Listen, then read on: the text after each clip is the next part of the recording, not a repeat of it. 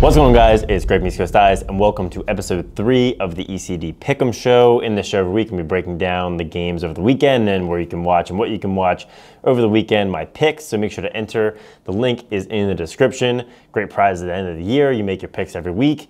It's a lot of fun. So this week, I think I want to start out with a little bit of PLL news because there's a lot that's going on there. Number one, you had Rob Pennell traded from the Atlas to the Redwoods for some picks.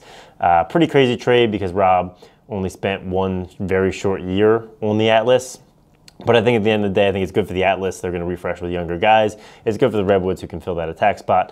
I kind of like the move. There are a lot of people who were bothered by it. I think it was smart. Number two, they announced that Chris Hogan, former Super Bowl champion with the Patriots, is going to be entering the player pool. They've signed him in the player pool, and that means he'll be drafted in that new entry draft.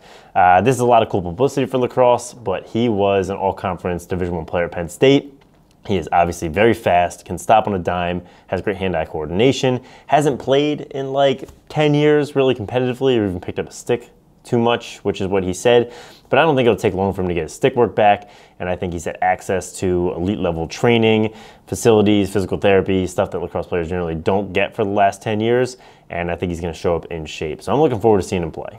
All right, so first up, let's talk about what happened over the weekend. There was some exciting stuff. First off, you had your first overtime games. TOWSON picked up their first win. They didn't win at all in 2019, so their first win in like forever over St. Joe's in overtime. You also had St. John's over Hofstra in overtime in a game where almost 40 goals were scored.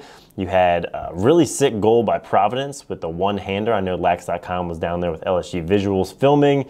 Really, like, it was a ridiculous one-handed goal. It's not like his left arm was even tied up. He just decided he was shooting a one-handed Mark Matthews style. It's pretty ridiculous.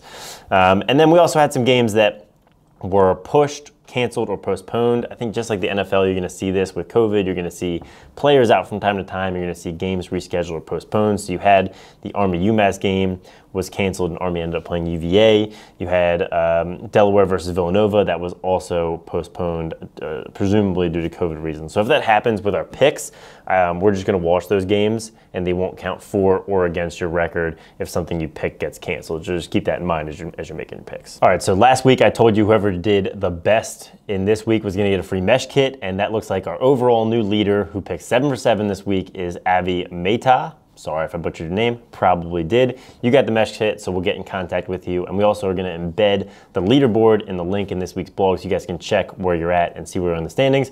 I did 6 for 7. I'm like somewhere up there, not too bad. So still trying my best. And then let's look at the upcoming games for this weekend. You have some midweek games, which is a lot of fun, and then a full slate this Saturday. It's really gonna feel like college lacrosse coming up on this Saturday.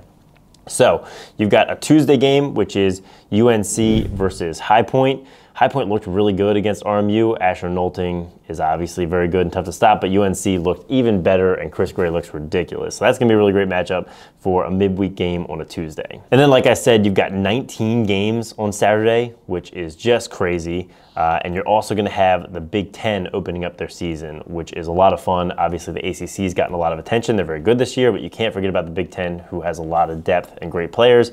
You're going to have Michigan and Maryland in that opener. And then you've also got some good games like Loyola versus UVA. I think in the Michigan-Maryland game, I'll take Maryland in the season opener. Got to pick the Terps.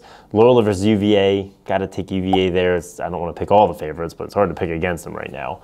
Rutgers versus Penn State. Obviously going to take Penn State there. Got another Big Ten matchup, Hopkins versus Ohio State.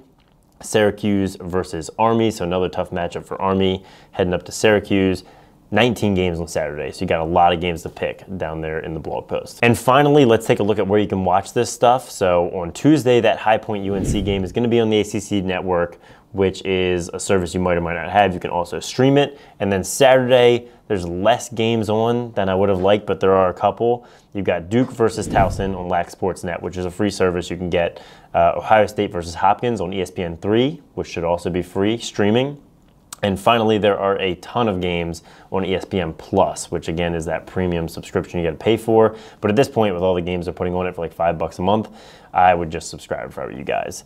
And then finally, on Sunday, we've got Army versus Syracuse on the ACC network. So a lot of lacrosse to play, a lot of lacrosse to pick, and a lot to watch. So thanks for watching, guys. Make sure to leave your picks down in the comments. Would love to see how you're doing in the season and what you're picking. Leave some recommendations of what else you want us to do on the show, and check back next Monday where we will recap all this and do it all over again.